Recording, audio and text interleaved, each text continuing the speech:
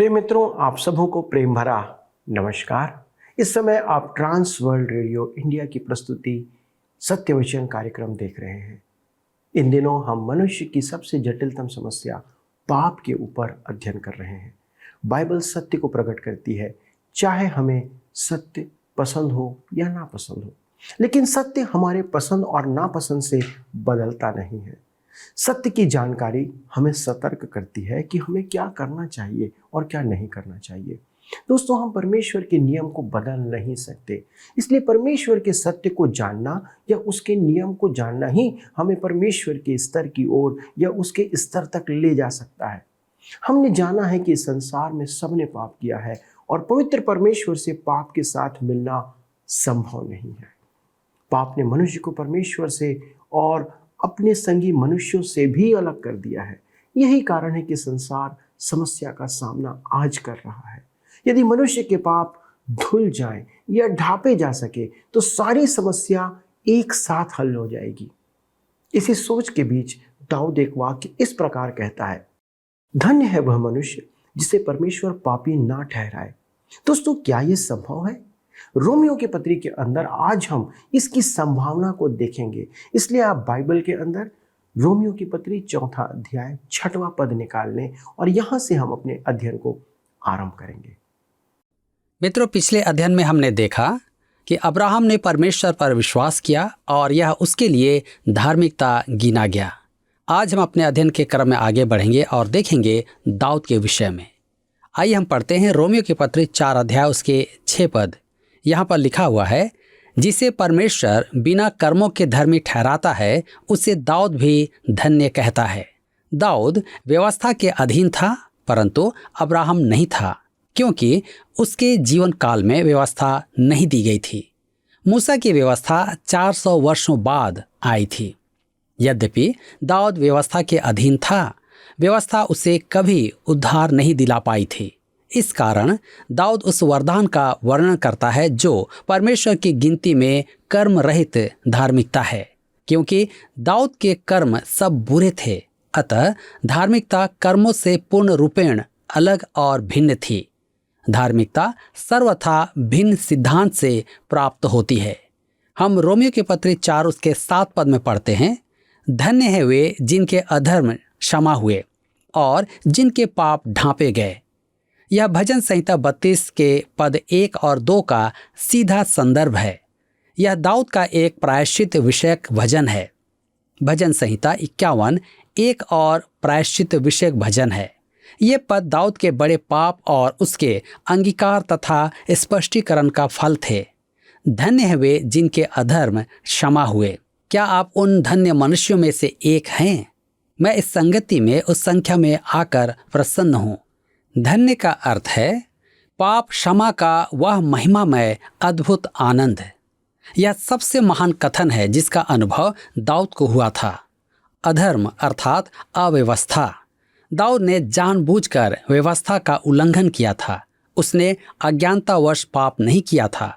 वह जानता था कि उसने क्या किया है, परंतु परमेश्वर ने उसे क्षमा किया। यह पाप क्षमा के काम निश्चितता एवं पूर्णता दर्शाता है। एक कठोर हृदय न्यायाधीश परिस्थिति के अधीन अपराध क्षमा कर दे, परंतु यहाँ परमेश्वर को कोमलता के बारे में कहा गया है। वह पापी को अपनी बाहों में लेकर अनुराग से पूर्व उसे ग्रहण करता है। उसके पाप ढांके गए हैं। कैसे? मेरे मित्रों, क्योंकि मसीह मर गया और अपना लहू बहाया। रोमियो 4 उसके 8 पद में लिखा है, धन्य है वह मनुष्य जिसे परमेश्वर पापी न ठहराए। दूसरे शब्दों में, वह मनुष्य आनंद से पूर्ण होता है जिसके पाप परमेश्वर उसके लेखे में न गिने। दाऊद महापापी था, परंतु परमेश्वर ने उसके पाप दूर कर दिए, जैसा नातान ने उससे कहा था। दूसरा शामुएल की पुस्तक 12 अध्याय उसके 13 पद में, यहोवा ने तेरे पाप को दूर किया है, तू न मरेगा। परंतु दाऊद को दंड दिया गया। दाऊद ने तो अपना दंड स्वयं ही सुना दिया था। जब नातान ने उसे धनवान मनुष्य की कहानी सुनाई कि उसने एक गरीब की एकमात्र भेड़ छीन ली थी, दूसरा शामुएल की पुस्तक 12 अध्याय के 6 पद में, और उसको उस भेड़ की बच्ची का चौगुना भर देना होगा। दाऊद के 4 पुत्र मारे गए थे। बतशेबा का प्रथम पुत्र अम्मोन, दाऊद का पहिलौठा अबशालोम और अदोनिय्याह। दाऊद का जीवन तदोपरांत दुख भरा हो गया था, परंतु दाऊद का अपराध उसके सिर पर नहीं पड़ा, उसके अपराध किसी और ने उठाए। अतः आश्चर्य नहीं कि उसने कहा, क्या ही धन्य है वह मनुष्य जिसके अधर्म का यहोवा लेखा न ले। हम देखते हैं अब्राहम विश्वास के द्वारा धर्मी ठहराया गया। रोमियो के पत्र 4:9 में लिखा है, तो यह धन्य वचन क्या खतना वालों ही के लिए है या खतना रहितों के लिए भी? हम यह कहते हैं अब्राहम के लिए उसका विश्वास धार्मिकता गिना गया। पौलुस का विवाद फिर अब्राहम पर केंद्रित हो जाता है कि धार्मिकता को वैश्विक दर्शाए, क्योंकि दाऊद ने व्यवस्था के अधीन रहने वाले मनुष्य का उल्लेख किया कि उसके पाप क्षमा हो जाने के कारण वह आनंदित है। वे कहते थे कि दाऊद खतना वालों में था और केवल वे जो खतना करवाते हैं इस आनंद का भोग कर सकते हैं। इस कारण वह अब्राहम का उदाहरण लाया, क्योंकि अब्राहम व्यवस्था से पूर्व का था और उसे जब धर्मी गिना गया तब उसका खतना नहीं हुआ था। आइए हम पढ़ते हैं रोमियो के पत्र 4:10 लिखा है, तो वह कैसे गिना गया, खतने की दशा में या बिना खतने की दशा में? खतने की दशा में नहीं, परंतु बिना खतने की दशा में। मेरे मित्रों, परमेश्वर ने अब्राहम के साथ वाचा बांधी थी और अब्राहम ने वाचा बांधे जाने से पूर्व विश्वास किया था। परमेश्वर ने केवल कहा था और उसने विश्वास किया। रोमियो 4:11-13 में लिखा है, उसने खतने का चिन्ह पाया कि उस विश्वास की धार्मिकता पर छाप हो जाए जो उसने बिना खतने की दशा में रखा था, जिससे वह उन सब का पिता ठहरे जो बिना खतने की दशा में विश्वास करते हैं, ताकि वे भी धर्मी ठहरें। और उन खतना किए हुओं का पिता हो जो न केवल खतना किए हुए हैं, परंतु हमारे पिता अब्राहम के उस विश्वास की लीक पर भी चलते हैं जो उसने बिन खतने की दशा में किया था, क्योंकि यह प्रतिज्ञा कि वह जगत का वारिस होगा न अब्राहम को न उसके वंश को व्यवस्था के द्वारा दी गई थी, परंतु विश्वास की धार्मिकता के द्वारा मिली। परमेश्वर ने यह प्रतिज्ञा खतना की वाचा से बहुत पहले दी थी। अब्राहम ने केवल विश्वास किया बस। रोमियो के पत्र 4:14-16 में लिखा है, क्योंकि यदि व्यवस्था वाले वारिस हैं तो विश्वास व्यर्थ और प्रतिज्ञा निष्फल ठहरी। व्यवस्था तो क्रोध उपजाती है और जहां व्यवस्था नहीं वहां उसका उल्लंघन भी नहीं। इसी कारण प्रतिज्ञा विश्वास पर आधारित है कि अनुग्रह की रीति पर हो कि वह उसके सब वंशजों के लिए दृढ़ हो, न कि केवल उसके लिए जो व्यवस्था वाला है, वरन उनके लिए भी जो अब्राहम के समान विश्वास वाले हैं। वही तो हम सब का पिता है। देखा आपने, परमेश्वर ने केवल विश्वास के आधार पर अब्राहम का उद्धार किया। अब यहाँ एक बात और देखें, अब्राहम के उद्धार का कारण था पुनरुत्थान में विश्वास। वह जो 100 वर्ष का था, अपने मरे हुए से शरीर और सारा के गर्भ की मरी हुई किसी दशा जानकर भी विश्वास में निर्बल न हुआ। मेरे मित्रों, विश्वास में भी स्वयं की योग्यता नहीं है। अब्राहम के आसपास विश्वास करने लायक कुछ भी नहीं था कि वह उसे देखता या छूता, कुछ भी नहीं। उसने बस विश्वास किया। यह महत्वपूर्ण है। रोमियो के पत्र 4:20 में लिखा है, और न अविश्वासी होकर परमेश्वर की प्रतिज्ञा पर संदेह किया, पर विश्वास में दृढ़ होकर परमेश्वर की महिमा की। वह दुचित्ता नहीं था। यह मुख्य विचार यही है। अब्राहम ने परिस्थितियों की अपेक्षा प्रतिज्ञा पर ध्यान दिया। अब्राहम ने प्रतिज्ञा पर विश्वास किया, जबकि परिस्थितियां उसके विपरीत थी। अब्राहम ने प्रतिज्ञा देने वाले के कारण प्रतिज्ञा पर भरोसा रखा और इस प्रकार परमेश्वर की उपासना की। मनुष्य परमेश्वर के महिमान्वन हेतु सृजा गया था, परंतु अवज्ञा के कारण विपरीत ही हुआ।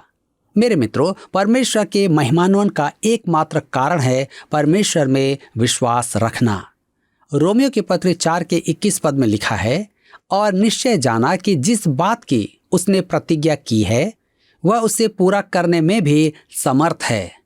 निश्चय जान लिया अर्थात संदेह का स्थान ही नहीं था। वह विश्वास से पूरा भरा हुआ था। रोमियो 4:22 में लिखा है, इस कारण यह उसके लिए धार्मिकता गिना गया। मेरे मित्रों, पुनरुत्थान मृतकोत्थान में विश्वास ही तो था जिसे परमेश्वर ने अब्राहम में स्वीकार किया। उसने अपनी धार्मिकता में विश्वास नहीं किया जो उसमें थी ही नहीं। अब्राहम ने परमेश्वर की प्रतिज्ञा पर विश्वास किया था कि वह मृत्यु की कब्र से एक पुत्र उत्पन्न करेगा, अर्थात सारा की कोख से। उसने विश्वास किया और परमेश्वर ने अब्राहम को धर्मी गिना। परमेश्वर उन मनुष्यों को अनंत जीवन देता है जो यह विश्वास करते हैं कि परमेश्वर ने अपने पुत्र को अरमतिया के यूसुफ की कब्र से मृत्यु के स्थान से फिर जी उठाया। रोमियो की पत्री 4 उसके 23 और 24 पद में लिखा है, और यह वचन विश्वास उसके लिए धार्मिकता गिना गया।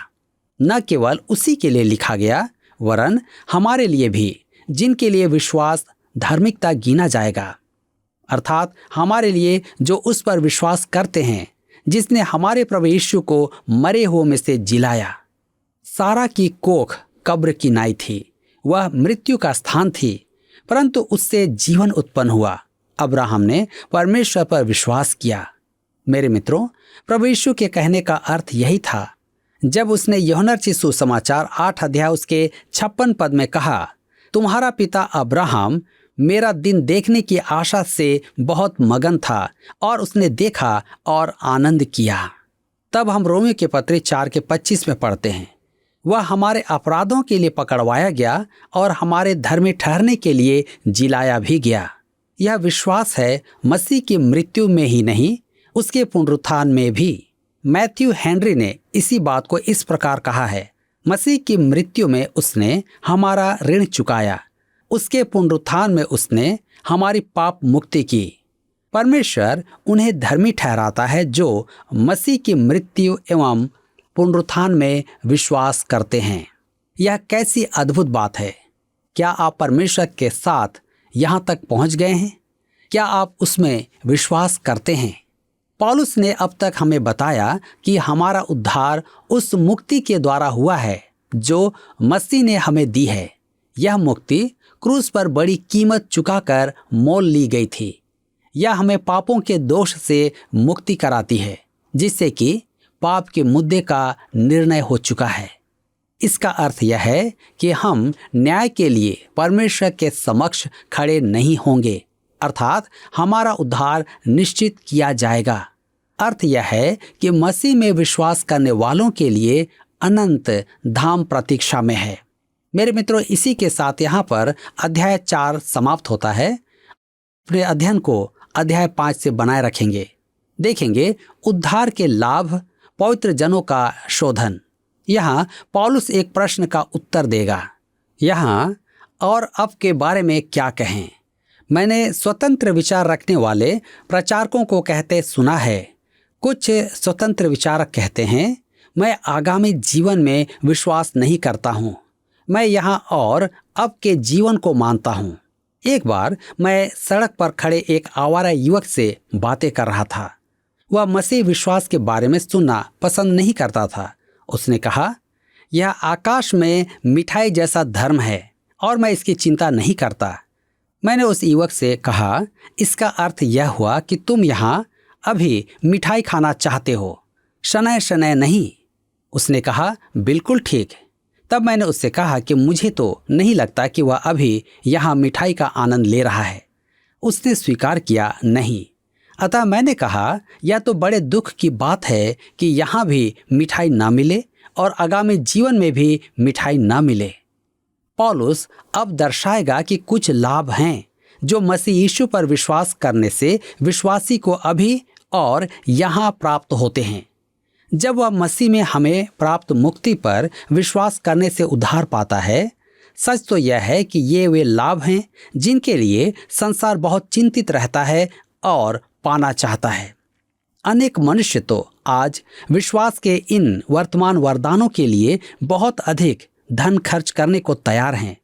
अब इसका अर्थ यह नहीं कि सब विश्वासी इनका आनंद ले रहे हैं, परंतु परमेश्वर ने तो आपके लिए प्रावधान करके रखा है। आपको जो करना है वह यह है कि उन्हें ले लें। देखिए इफिसियों के पत्र 1 अध्याय उसके 3 पद। उद्धार के लाभ, पहला है शांति। रोमियो के पत्री 5 उसके 1 पद में लिखा है, अतः जब हम विश्वास से धर्मी ठहरे तो अपने प्रभु यीशु मसीह के द्वारा परमेश्वर के साथ मेल रखें। ध्यान दीजिए, अतः जब हम विश्वास से धर्मी ठहरे, अर्थात जिस पल हमने मसीह में विश्वास किया उसी पल के कार्य के संदर्भ में लिखा है, अपने प्रभु यीशु मसीह के द्वारा परमेश्वर के साथ मेल रखें। बाइबल में नाना प्रकार की शांति का उल्लेख है। सबसे पहले वैश्विक शांति।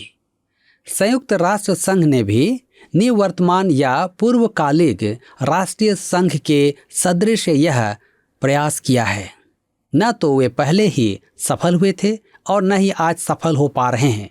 जिस समय मैं यह लिख रहा हूँ उस समय असंख्य मनुष्यों का यह मानना है कि यदि आप आवाज़ उठाएं तो आप मानवीय प्रयास द्वारा या मनोवैज्ञानिक बल से विश्व में शांति ला सकते हैं। मेरे मित्रों, जब तक मनुष्य के मन में पाप रहेगा तब तक संसार में शांति नहीं होगी। शांति के राजकुमार के आने तक नहीं होगी। मसीह ही संसार में शांति ला सकता है। परंतु पौलुस जिस शांति की चर्चा कर रहा है वह विश्व शांति नहीं है। दूसरे प्रकार की शांति वह है जो आत्मा का विश्वास है। इसी शांति के बारे में यीशु ने यूहन्ना रचित सुसमाचार 14 अध्याय उसके 27 पद में अपने शिष्यों से कहा था कि अपनी शांति वह उन्हें दे रहा है। मैं तुम्हें शांति दिए जाता हूँ, अपनी शांति तुम्हें देता हूँ। जैसे संसार देता है मैं तुम्हें नहीं देता हूँ। यह वह शांति है जो मसीह में विश्वास करने वालों और उस पर आश्रित रहने वालों को प्राप्त होती है। वे उसकी इच्छा पूरी करते हैं। मित्रों, मेरी मनोकामना तो यह है कि आपको बता दूं कि मुझे इस शांति का अनुभव सदा होता है, परंतु मैं नहीं कर पाता। मैं विश्वास करता हूं कि आज यह सब विश्वासियों के लिए यह शांति उपलब्ध है। मेरे विचार में मैं सब विश्वासियों की नाई जीवन में उतार चढ़ाव का अनुभव करता हूं, परंतु मेरे जीवन में ऐसे समय भी आते हैं जब यह शांति मेरी आत्मा को भर देती है। फिर भी ऐसे समय जीवन में आते हैं जब मैं तनावग्रस्त होता हूं या दबाव में होता हूं या अत्यधिक अशांत होता हूं, जब यह शांति मेरे हाथ से निकल जाती है। तथापि पौलुस इस व्यक्तिगत निश्चलता की शांति का उल्लेख नहीं करता है। तीसरे प्रकार के शांति का उल्लेख पौलुस ने फिलिपियों के विश्वासियों से किया था। फिलिपियों के पत्र 4 अध्याय उसके 7 पद में, तब परमेश्वर की शांति जो सारी समझ से परे है तुम्हारे हृदय और तुम्हारे विचारों को मसीह यीशु में सुरक्षित रखेगी, क्योंकि यह सारी समझ से परे है। मैं निश्चय ही नहीं जानता हूं कि यह शांति क्या है। मेरे विचार में आप भी नहीं जानते होंगे कि यह क्या है। यह शांति जिसे पौलुस उद्धार के लाभों की सूची में पहले स्थान पर रखता है वह है प्रभु यीशु मसीह और परमेश्वर के साथ मेल। यह वह शांति है जो मसीह को अपना उद्धारकर्ता स्वीकार करने वाले और यह विश्वास करने वाले को प्राप्त होती है कि परमेश्वर उस पर कोई आरोप नहीं लगाता, अर्थात अब वह पाप का दोषी नहीं है। वह जानता है कि परमेश्वर कभी उसके विरुद्ध था पर आज उसके साथ है। वह जानता है कि उसका यह उद्धार अस्थायी और अनंत है। यह शांति पापों की क्षमा और परमेश्वर तथा आपके मध्य उचित संबंधों के कारण प्राप्त होती है। आपने ध्यान दिया होगा कि पौलुस बार बार कहता है कि हमें मसीह के लहू द्वारा शांति प्राप्त है। इसका अर्थ यह हुआ कि हमारी आत्मा और परमेश्वर के मध्य सब कुछ यथा उचित है। यह अद्भुत शांति है। मेरे मित्रों, यह बात एक बहुत अच्छे पासवान ने मेरी किशोर अवस्था में मुझे समझाई थी। उन्होंने बताया कि जब मनुष्य ने अदन की वाटिका में पाप किया था तब वह परमेश्वर से दूर भागा और अंत में स्वयं को परमेश्वर से अलग पाया, उसके जीवन से अलग पाया। अब उसमें ईश्वर के लिए न तो कोई क्षमता थी और न ही कोई रुझान था। परमेश्वर भी अब उससे अलग हो गया था। परंतु जब मसीह यीशु ने क्रूस पर अपना जीवन बलिदान कर दिया तब परमेश्वर पीछे मुड़ा और अब परमेश्वर भटके हुए पापी से कह रहा है, आ, उसकी बाहें फैली हुई है। मत्ती रचित सुसमाचार 11 अध्याय के 28 पद में लिखा है, हे सब परिश्रम करने वालों और बोझ से दबे हुए लोगों, मेरे पास आओ, मैं तुम्हें विश्राम दूंगा। यह शांति है, उद्धार का विश्राम है। मेरे मित्रों, परमेश्वर के साथ मेल हो गया है। आपको परमेश्वर से मेल करने का प्रयास करने की आवश्यकता नहीं है। जैसा हम देख चुके हैं, अनेक मनुष्य का सोचना है कि परमेश्वर से प्रेम करने के लिए हमें आंसू बहाने की आवश्यकता है। आपको परमेश्वर का दिल पिघलाने हेतु आंसू बहाने की आवश्यकता नहीं है। आपको कुछ भी करने की आवश्यकता नहीं है। क्रूस पर यीशु की मृत्यु के द्वारा आज परमेश्वर का मेल मनुष्य से हो गया है। सुसमाचार का संदेश यही है, अपने प्रभु यीशु मसीह के द्वारा परमेश्वर से मेल रखो। अगला कदम आपको लेना है। उसका उद्धार ग्रहण करके आपको शांति का अनुभव होता है कि आपके पाप क्षमा हो गए हैं। बहुत से लोग रात में अपना सिर तकियों पर रखते हैं, परंतु लोग नहीं जानते कि मन की शांति क्या है। आज कितनी शांत आत्माएं दोषी विवेक से संघर्षरत हैं। वे कहीं भी जाने को तैयार हैं कि उस दोषी विवेक से मुक्ति पाएं। वर्षों पूर्व एक विश्वासी मनोवैज्ञानिक ने मुझे बताया, दोषी विवेक से मुक्ति पाने का एकमात्र स्थान है मसीह यीशु का क्रूस। शांति पहला अद्भुत लाभ है जो परमेश्वर की संतान को प्राप्त होता है। अब हम देखेंगे दूसरा, पहुंच। रोमियो के पत्र 5 अध्याय के 2 पद में लिखा है, जिसके द्वारा विश्वास के कारण उस अनुग्रह तक जिसमें हम बने हैं हमारी पहुंच भी हुई, और परमेश्वर की महिमा की आशा पर घमंड करें। ध्यान दीजिए, पहुंच का अभिप्राय है कि हम परमेश्वर से प्रार्थना करके संबंध बना सकते हैं। यह एक सौभाग्य है कि हमारे पास कोई ऐसा व्यक्ति हो जिससे हम अपने आप के बारे में और अपनी समस्याओं के बारे में, अपने मित्रों एवं प्रियजनों के बारे में चर्चा कर सकते हैं। आज हम परमेश्वर की संतान के पास स्वर्गीय पिता तक पहुंच गए हैं, जो यहाँ हमारी पुकार सुने और निश्चय ही उत्तर दे। अब इसका अर्थ यह नहीं कि वह आपकी इच्छा अनुसार उत्तर दे। मेरे मित्रों, सच तो यह है कि परमेश्वर सदा ही आपकी प्रार्थना सुनता है और प्रकट करता है कि वह एक भला स्वर्गीय पिता है।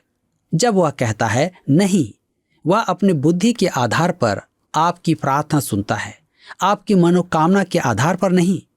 आप यहाँ देखेंगे कि विश्वास के द्वारा हमारी पहुंच है, उसके अनुग्रह में जो हमारा स्थान है। क्या ही धन्यवाद है। आइए हम उस पर विश्वास करें और अपनी पहुंच उस तक बनाएं।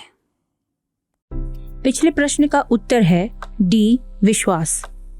पुराने नियम के नायकों ने विश्वास के द्वारा उद्धार प्राप्त किया था। आज का प्रश्न है, अब्राहम ने वाचा बांधे जाने से पूर्व क्या किया था? ए, बलिदान चढ़ाया था। बी, परमेश्वर पर विश्वास किया था। सी, अपना घर छोड़ा था। डी, लूत को छुड़ाया था। मित्रों, इस प्रश्न का उत्तर हमें कल सुबह 6 बजे से पहले विकल्प ए, बी, सी या डी के साथ अपना नाम, पता, स्थान के साथ 9651433397 पर SMS या WhatsApp करें। सभी विजेताओं को विशेष पुरस्कार प्रदान किए जाएंगे। धन्यवाद। क्या आपको यह कार्यक्रम पसंद आया? अभी हमें एक मिस कॉल करें और आप अगले विजेता हो सकते हैं।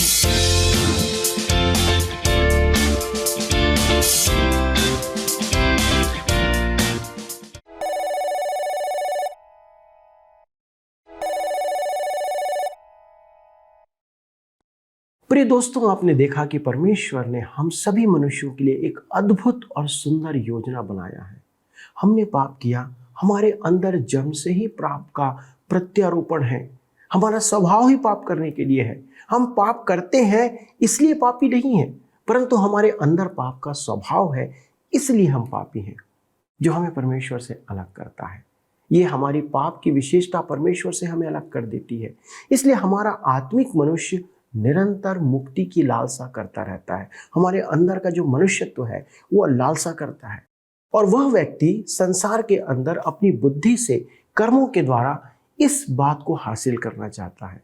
लेकिन बाइबल हमें सरल रीति से पाप से मुक्ति का मार्ग बताती है कि हम सिर्फ यीशु पर विश्वास के द्वारा इसे प्राप्त कर सकते हैं, क्योंकि उद्धार का कार्य उस क्रूस पर पूरा कर दिया गया है। उसे सिर्फ विश्वास के द्वारा आज आपको और मुझको ग्रहण करना है। जिस समय हम ऐसा करते हैं उसी समय यीशु की धार्मिकता हमारे अंदर डाल दी जाती है, प्रत्यारोपित कर दी जाती है। इसलिए जब हम परमेश्वर के न्याय का सामना करते हैं, यीशु की धार्मिकता को हमारे भीतर देखकर परमेश्वर हम पर दंड की आज्ञा नहीं देता, और इस प्रकार परमेश्वर के उद्धार का आनंद हम इसी पृथ्वी से प्राप्त करना आरंभ कर देते हैं, जो स्वर्ग पहुंचने तक लागू रहेगा या जारी रहेगा। इसलिए इस प्रबंध को अपने जीवन में अपनाने के लिए किसी अन्य दिन की प्रतीक्षा ना करें। आज ही परमेश्वर को अपना हृदय दें, ताकि उद्धार के आनंद और शांति के लाभ को आज ही आप अनुभव करने पाएं। दोस्तों, आइए, आज एक अद्भुत दिन है आपके लिए कि आप प्रभु यीशु मसीह को ग्रहण करके उस आनंद और शांति को अपने जीवन में प्राप्त करने पाएं। आइए हम प्रार्थना करें।